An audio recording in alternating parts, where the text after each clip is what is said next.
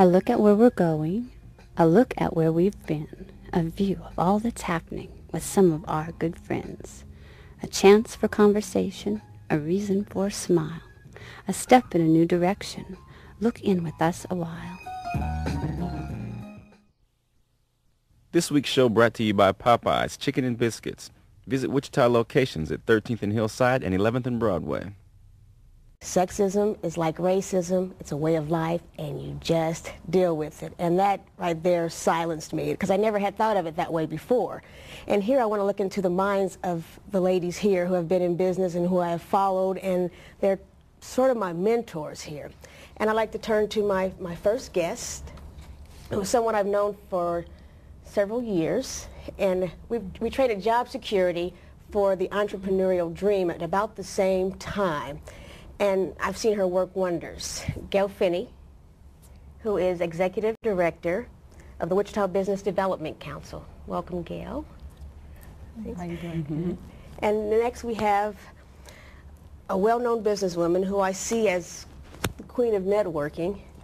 Owner, developer of Clifton Square Shopping Village, co-founder and former CEO of KSAS TV 24, and just a lot of other things. And it's the name that I've discovered will give me in many, many doors. Jo Zakis. Well, thank you, Kara. It's a pleasure to be here. Great. Thanks for coming. Also joining us is one of the top female executives in banking, Senior Vice President of Community Development at Intrust Bank, Janet Lloyd, and soon to be Janet Lloyd Williams. Congratulations on that. Thank you, Kara. Thank you. And finally, co-owner of Green Acres and Tropical Designs in Bradley Fair, my newest acquaintance, Barbara Hoffman. Thanks for joining us today, everybody. Welcome, welcome. I'm really excited about this show because I've bumped my head so many times in business, and I have seen all of you work so hard and come to success. So I'd like to really just kind of sap some knowledge. So that's kind of my idea for doing this show, so I can get the information and the tools to go back out there and try not to hit my head so hard against those brick walls. I remember a certain thing, Kara, that if it was easy, everybody would be doing it. Right. So just keep remembering that when we butt our heads. Yes. Yes. Now, one of the first questions I want to ask that I have a problem with personally is going from the vixen, tough businesswoman to just being a lady, and how to balance that all out. Sometimes I feel like I have that tough exterior on all the time, and I don't know how to be soft sometimes, or when I should be. How do you deal with that? Be myself.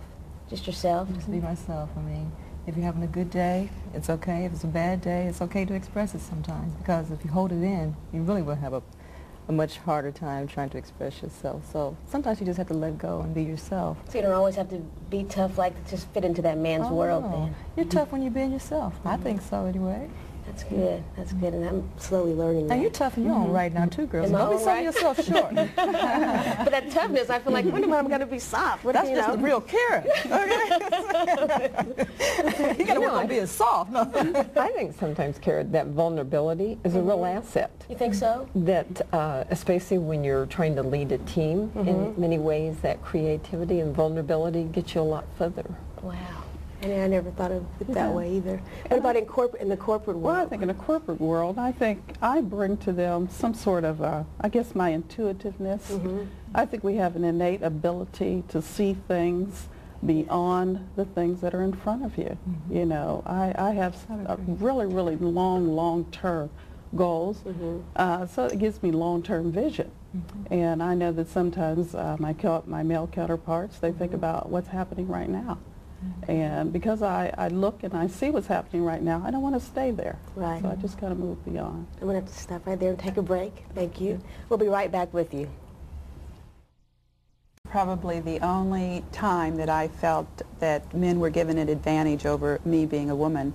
And I worked for Phillips Petroleum Company when I was 15 years old. Wow.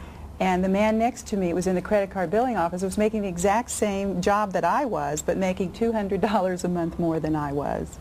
And I could see in talking to the other people in the office that this was going to always be the way. So I thought it was time I went out on my own and went into business for myself. And I was fortunate to find a friend who wanted to go out of the insurance business into the automobile agency business. So I made a deal with him that I would buy the agency from him out of these accounts receivables. And knew nothing about it, but fortunately there are always people around to help. So the underwriters of the company actually taught me the insurance business. Great. And then how did it start with the Channel 24 with KSAS? Did you... I started out as an investor to that, and during the formative time they needed a CEO to represent them in Washington, D.C. with all of the hearings. And so I was the one that they hired at that time. And so I served as their CEO and president for probably 2 years. Wow. Before they actually went on the air. See, you're all pioneers at this. And one of the other things that I battle with is our roles. Have our children suffered? Looking at the divorce rate and looking at single mothers and things that are happening in our society. Have our roles switched so much that things are getting out of control? How do you feel about your family role and being a businesswoman? Well, I chose not to have children, and I have had a couple of marriages, and you know, it is tough to have a two-career family. I think that in the time that you're really growing and working on your business, you have to have tunnel vision. You have to be persistent in what you're doing.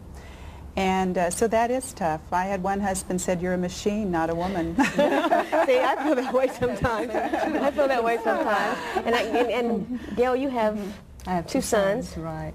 You know, the only regrets I have sometimes when she was saying with the tunnel vision, you get so focused on your goal that sometimes you say, oh, everything just doesn't work. Yeah, but men do that all the time. Well, that's how you true. get ahead. That's true. That is true. But at the same time, your kids, they do suffer just a little bit. Like, I'm finding my kids, they're super independent like their mom. I don't know if that's real good or real bad sometimes. You know, so. Well, they're men in training. And oh, yeah, men in training. I like that, yeah. And Barbara, you are with your husband. You all are co-owners of Green Acres and Tropical Designs. How does that work out? I always feel like that would be the ultimate, to have a mate that you could work with and share with and be your best friend and work at a business together. How does that work for you? It works great in many ways because you each have a different area that you cover. So when it comes to the kids, if you can't be there, then the other one is there. That's but great. To go back to when you were saying earlier about what the kids feel and how they suffer, I know my daughter, who's 24 now, the big thing that she always says is, I want to be driven, I want to accomplish something, I want to be, you know, my own person, but I want a balance in my life, because I think the kids saw the baby boomers in many ways so focused, as Gail said, and as a result, not always that balance was there. So there's always something has to give. I think during the baby boomer time we were building our society. Now it seems like we're pretty much getting there. And Generation X is going, what's next, you know? So it's a lot harder, I think. Sometimes, you know, Keira, you have to kind of stop and take a look. One of my sons said to me one time, he says, Mom, is your career and your business more important than us? And I felt so bad for him to even ask that question. I had to go back and kind of reevaluate my priorities.